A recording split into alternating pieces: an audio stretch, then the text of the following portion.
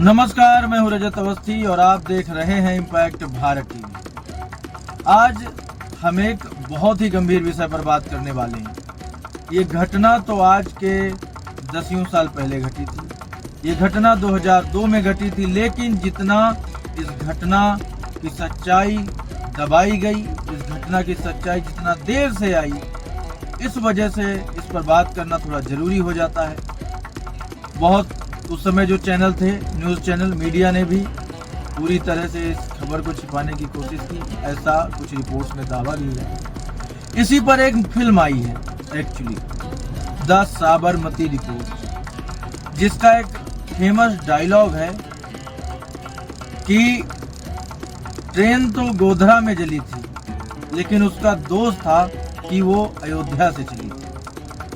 अब इसी से आपको समझ में आ गया होगा कि पूरी कॉन्स्पिरेसी क्या थी। ये जो घटना थी, उस घटना के पीछे कारण क्या रहा होगा। राम मंदिर का आंदोलन उस समय जोरों पर था ही, और उस समय क्या, जब तक राम मंदिर बन नहीं गया, ये आंदोलन इसी तरह जोरों पर चलता ही रहा है। तो घटना क्या थी? घटना ये थी, पहले आपको विस्तार से हम बता देते हैं, उसके बाद इस पर थोड़ा और गंभीर बातें करेंगे। तो घटना ये थी, एक तो सबसे बड़ी चीज मैं आपको बता दूं कि ये जो फिल्म आई है द साबरमती रिपोर्ट, इसको एकता कपूर ने बनाया है और उसके जो मुख्य किरदार हैं वो है विक्रांत मैसे और राशि खन्ना, जिन्होंने एक जर्नलिस्ट की भूमिका निभाई है, एक पत्रकार की भूमिका निभाई है, जो कि एक टीवी चैनल से होते हैं, और वो कवरेज करने जाते हैं इस पूरे कांड को, इस पूरी घटना को, और वहां पर देखते हैं कि जो ये घटना है वो घटना नहीं है, ये जानबूझकर की गई एक साजिश है, जिसमें 59 लोगों की जान चली गई, और उन 59 लोगों की जान गई नहीं है, उनकी जान ली गई है। प्री प्लानिंग होती है, इस पर हम आएंगे। ये पूरी खबर इस फिल्म के रेफरेंस से भी आपको समझाएंगे, जो उसमें, क्योंकि उसमें दावा है कि रिसर्च करने के बाद इस फिल्म को बनाया गया है, ऐसा एकता कपूर ने और उनके जो स्टार कास्ट है उन्होंने दावा किया। तो अयोध्या से एक महायुति यज्ञ था, उसको करने के बाद कुछ श्रद्धालु वहां से चलते हैं, कार सेवक जिन्हें कहा जाता है, अयोध्या से इस ट्रेन में बैठते हैं, साबरमती ट्रेन में अयोध्या से चलकर ये गोधरा पहुंचने वाली होती है। अब कार सेवकों की हत्या हुई, तो आप समझ सकते हो कि किसने की होगी, और वो पब्लिक डोमेन में है, कोर्ट ने उस पर जस्टिस किया है, कितनों को मौत की भी सजा सुनाई गई है, कितनों को और गंभीर सजा सुनाई गई है कोर्ट के द्वारा। तो वो आप उसकी डिटेल भी जा करके आप इंटरनेट पर भी ले सकते हैं। तो कुछ विशेष समुदाय में कोई इसी तरह के एक नेता होते हैं जो पब्लिक को भड़काते हैं और अपने राजनीतिक फायदे के लिए उस पब्लिक का इस्तेमाल करते हैं। तो होता क्या है कि ट्रेन वहां से जब चलती है तो उसका एक बोगी होती है जिसमें वो कार सेवक होते हैं, वो बोगी टारगेट कर ली जाती है, इसको ही जलाना है।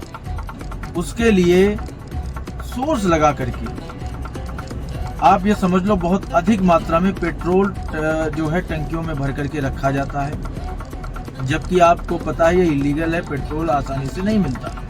आप एक बोतल में भी आप भराने अगर कभी जाते हो पेट्रोल पंप पर, तो पेट्रोल पंप वाला मना कर देता है, लेकिन वहां पर बड़ी बड़ी टंकियों में, कैनों में पेट्रोल को रखा जाता है, लोडर में लोड करके लाया जाता है। कहाँ? गोधरा स्टेशन। ट्रेन रुकती है, रुकने के बाद ट्रेन चलती है, चलने के बाद फिर उसकी चैन पुलिंग होती है, यानी चैन खींच करके उसे रोका जाता है। रोकने के बाद उस ट्रेन के दरवाजे बंद किए जाते हैं और तारों से जकड़ दिए जाते हैं, जैसा कि इस फिल्म में भी दृश्य दिखाए गए हैं, और उसके अंदर जो लोग होते हैं वो उसी में बंद हो जाते हैं। अब पहले पूरी घटना को आप मैं समझाता हूँ। हजारों की तादाद में विशेष समुदाय के लोग इकट्ठा होते हैं, वहाँ 2-3 तरह की कहानियां बनाई जाती हैं ताकि वो भीड़ उठे और वहाँ पहुँच जाए, ऐसा भी दिखाया है फिल्म में। लेकिन वो भीड़ इकट्ठा होती है, मेन पॉइंट ये है, भीड़ इकट्ठी होने के बाद, हजारों की संख्या में होती है वो भीड़ इकट्ठी होने के बाद पत्थरबाजी करती है ट्रेन पर। तो अंदर जो यात्री थे उन्होंने खिड़कियां बंद कर ली ताकि उनको पत्थर ना लगे। उसके बाद दरवाजे बाहर से लॉक कर दिए गए और उन बोगियों में जो पेट्रोल था उसके कैन उड़ेल दिए गए, उसके अंदर डाल दिए गए और आग लगा दी गई, जिसमें 59 यानी कि 59 यात्री, 59 हिंदू यात्री जल करके की जान चली गई। फिर उसको दबाने के लिए एक सिस्टम खड़ा हुआ, उसने पूरा इस मामले को दबाने की कोशिश की कि ये सच भारत में किसी के सामने ना आने पाए। उसके बाद इस घटना के कुछ विपरीत परिणाम भी है, क्योंकि एक्शन होगा तो रिएक्शन भी होगा और उसमें भी आगे जा करके कई सारी चीजें होंगी। लेकिन इसमें बताया गया है कि कुछ एक चैनल भी थे, न्यूज चैनल, आज भी वैसे कई चैनल हैं, मैं हमेशा इस पर बात करता हूँ आप सबसे। वो लोग पैसा लेकर के बड़े बड़े मंत्रियों से, बड़ी बड़ी राजनीतिक पार्टियों से मुद्दों को दबा देते हैं। अगर सपोज करो किसी राज्य में कोई बड़ी घटना हो जाए और वहाँ का मुख्यमंत्री पैसा दे दे तो उस घटना को बहुत हल्का दिखा दिया जाता है। ये आज नहीं हो रहा है, ये हमेशा से चला आ रहा है और इस पर भी खुलकर बात करना बहुत जरूरी है। तो ऐसे भी न्यूज़ चैनल हैं जो ऐसा करते हैं, उस टाइम पे भी थे, क्योंकि उस समय सोशल मीडिया का ज़माना बहुत ज़्यादा नहीं था। रिपोर्टर ग्राउंड जीरो पर जाते थे और उसका जो टेप होता था, कैमरे से रिकॉर्ड करते थे वीडियो और उस टेप में रखते थे, वो ऑफिस जाता था, फिर चलता था। लाइव का सिस्टम उस समय उतना नहीं था, टाइमली प्रोग्राम थे, उनमें चलाया जाता था। आज तो तुरंत आप कहीं भी हो, किसी भी लोकेशन पे हो तो लाइव खबरें चल जाती हैं वहीं से। तो ये चीज़ें वहाँ पर हुई और उस चैनल के खिलाफ जो कैमरामैन होता है, तो कैमरामैन ग्राउंड पर जाता है, वो कुछ शूट करता है, कुछ लोगों से बात करता है जो उस घटना में एक्सीडेंट का शिकार हुए थे और उस टेप को भी चैनल को देता है। जबकि उसके साथ जो एंकर जाती है वो विपरीत बताती है, वो अपनी रिपोर्ट में बताती है कि ये एक हादसा है, शॉर्ट सर्किट से आग लगी है, ये जलाया नहीं गया। जबकि ग्राउंड की सच्चाई ये होती है कि वहाँ आग लगी नहीं है, वहाँ आग लगाई गई है और उन 59 यात्रियों की निर्मम हत्या की गई है और ये चीज़ें बाद में सामने भी आई। अब आपको हम बताते हैं कि उसके आगे क्या होता है। उस रिपोर्टर को बहुत परेशान किया जाता है, उसका चैनल बोल देता है कि नहीं, ये टेप नहीं चलेगा और वो टेप वो जब्त कर लेते हैं। उसके बाद वो सालों तक संघर्ष करता है रिपोर्टर और बाद में जाकर के वो सच्चाई चैनल पर दिखाई जाती है। कोर्ट में वो अपनी सच्चाई पेश करता है, क्योंकि उस पर इल्ज़ाम लगता है कि उसने 2 समुदायों को भड़काने की कोशिश की है इस तरह की सच्चाई दिखाने के प्रयास के जरिए। सच्चाई तो सच्चाई है। उसके बाद क्या होता है? उसके बाद ये होता है, अब हम आपको थोड़ा सा कई एंगलों से इस चीज़ को बताते हैं कि एक्चुअल में इन सब चीज़ों में क्या हो जाता है। एक रिपोर्टर है, उसने सच्चाई वहाँ से कवरेज की, लेकिन उसका चैनल मना कर रहा है कि आप नहीं दिखाओगे। कई बार ऐसी चीज़ें हुई हैं जब नीचे से कोई मेहनत करके चीज़ लाता है और ऊपर नहीं दिखाना है। एक इकोसिस्टम है, वो उस पर हावी होता है, नहीं दिखाना है। हिंदी का रिपोर्टर है, उस पर भी उसका बड़ा मजाक बनता है। देखो, ये फिल्म की बात मैं इसलिए बीच बीच में कर रहा हूँ क्योंकि ये एक ऐसी फिल्म है जिसने पूरी रिसर्च करने के बाद इस घटना को दिखाया और ये काबिलियत तारीफ है। जिस तरह से विक्रांत मैसे और राशि खन्ना ने एक्टिंग की है इसमें, काबिलियत तारीफ है। और जिस तरह से इस पूरी फिल्म को एकता कपूर ने बनाया है वो भी काबिलियत तारीफ है, क्योंकि इस तरह के सब्जेक्ट कोई छूना कहाँ चाहता है। आज कितने न्यूज़ चैनल हैं जो इस घटना पर बात करना चाहते हैं, हम तो कर रहे हैं। और बताइए, फिल्म का प्रमोशन अपनी जगह है, वो भी लोगों ने बच बच कर किया है। कितने न्यूज़ चैनल ऐसे हैं जिन्होंने इस गोधरा कांड पर बात की है और खुलकर बोला है कि नहीं, वो हादसा नहीं था, वो हत्या थी। कोई नहीं बोलेगा। अब आपको हम थोड़ा सा बता देते हैं, कुछ अपडेट आपको बता देते हैं।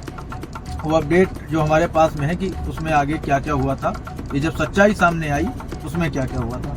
तो घटना की जांच करने वाले नानावटी न्यायिक आयोग के अनुसार कोच में आग लगना कोई दुर्घटना नहीं थी, बल्कि आग लगाई गई। भारत के सर्वोच्च न्यायालय की निगरानी में एक विस्तृत जांच के बाद 2011 में एक ट्रायल कोर्ट ने निष्कर्ष निकाला कि गोधरा में साबरमती ट्रेन को जलाना एक पूर्व नियोजित साजिश थी।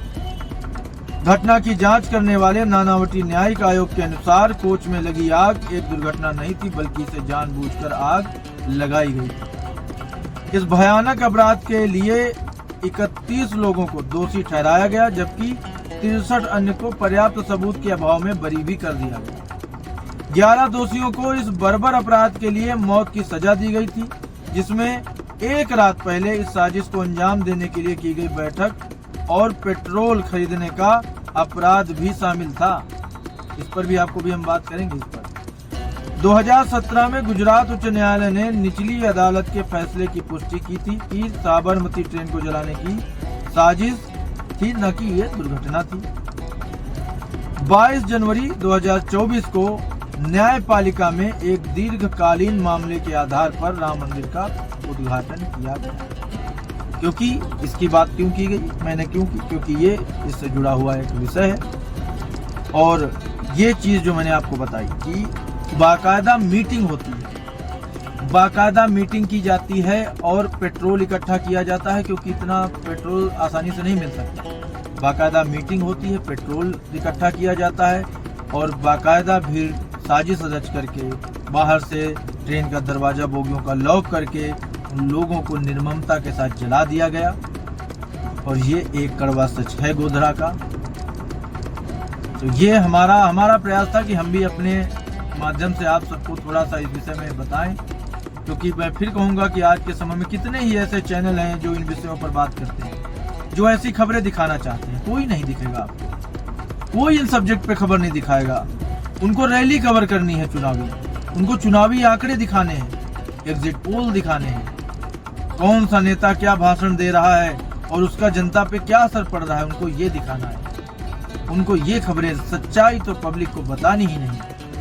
लेकिन एक वादा हम भी आपसे कर रहे हैं, मैं इम्पैक्ट भारत टीवी का एमडी रजत अवस्थी आपसे वादा कर रहा हूँ कि मेरे न्यूज़ चैनल में, चाहे वो इम्पैक्ट भारत टीवी हो, आर इम्पैक्ट टीवी हो, इम्पैक्ट लाइव टीवी हो, या और भी आगे जो मैं चैनल शुरू करूँगा, उन सब में आपको हमेशा सच्चाई दिखेगी, ज़मीन से जुड़ी हुई खबरें दिखेंगी। हम उन सभी की बात उसमें करेंगे जिनकी बात कोई नहीं करता। हम रैलियां कवर नहीं करेंगे, हम उन गरीबों की समस्याओं को कवर करेंगे जिन पर कोई ध्यान नहीं देता।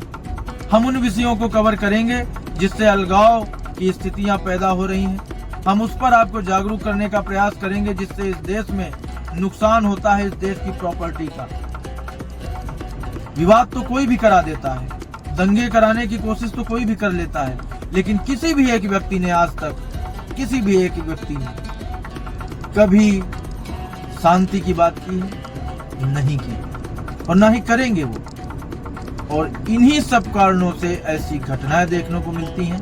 और उन घटनाओं को झेलता कौन है?